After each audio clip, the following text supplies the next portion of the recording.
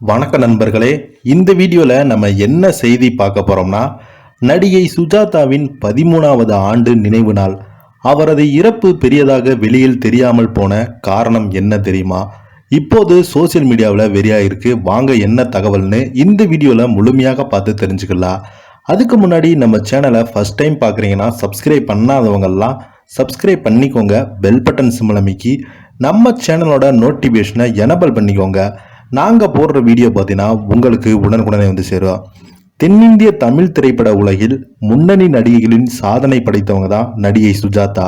இவங்க 1952ஆம் ஆண்டு டிசம்பர் மாதம் இலங்கையில் உள்ள யாழ்ப்பாணத்தில் தெல்லிப்பளை என்ற ஊரில் பிறந்தாங்க. இவங்க இளம் வயதிலேயே கேரளாவை தன்னுடைய பூர்வீகமாக மாற்றிக்கொண்டாங்க.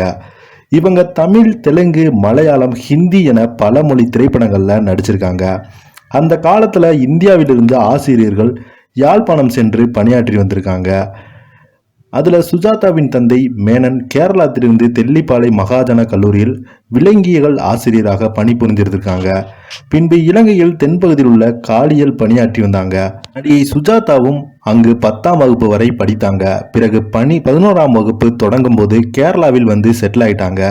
மேலும் சுஜாதா அவங்க 1977ஆம் ஆண்டு ஜெயகர் என்பவரை காதலித்து திருமணம் செய்து கொண்டாங்க. இவர்களுக்கு சுஜித் என்ற மகனும் திவ்யா என்ற மகளும் பிறந்தாங்க.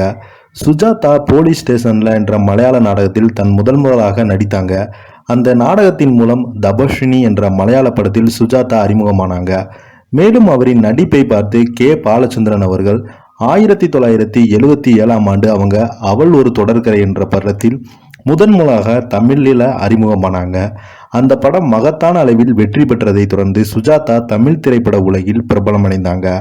இவங்க தமிழ், தெலுங்கு ஆகிய 2 மொழி மட்டுமல்லாமல் 100க்கும் மேற்பட்ட திரைப்படங்களை நடித்து சாதனை படைத்திருக்காங்க.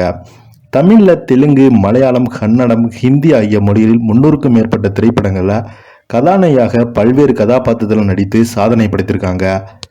இவங்க சிவாஜி கணேசன், முத்துராமன், சிவகுமார், ரஜினிகாந்த், கமலஹாசன், நாகேஷ் ராவ், சோபன் பாபு, சிரஞ்சீவி மோகன் உள்ளிட்ட பல முன்னணி நடிகருடன் ஜோடியாக நடித்து பல விருதுகளையும் பட்டங்களையும் பெற்றாங்க.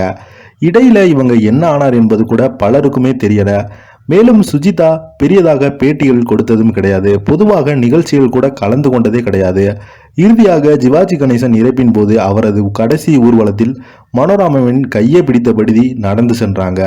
அதுதான் சுஜாதாவை இறுதியாக பொது இடத்தில் பார்த்தது. அதன் பின்பு அவரை எந்த ஒரு நிகழ்வுகளும் காண முடியல. இவங்க வரலாறு காணாத படத்தில், வரலாறு அஜித் படத்தில் குமாரின் அம்மாவாக நடித்து அவருடைய கடைசி படம் தான் இந்த திரைப்படம். அதற்கப்புறம் பார்த்தீங்கன்னா எந்த திரைப்படத்தில் நடிக்கலை. சில வருடங்களுக்கு முன்பு இவங்க இருந்த இருத நோயால் பாதிக்கப்பட்டு அவருடைய உடல்நிலை மிக மோசமாக இருந்தது. 2011ஆம் ஆண்டு ஏப்ரல் மாதம் அவருக்கு திடீரென மாரடைப்பு ஏற்பட்டு சென்னையில் அகால மரணம் அடைந்தாங்க. ஆனால் இவங்களுடைய மரணத்தை குறித்து யாரும் பெரிய அளவில் பேசப்படல.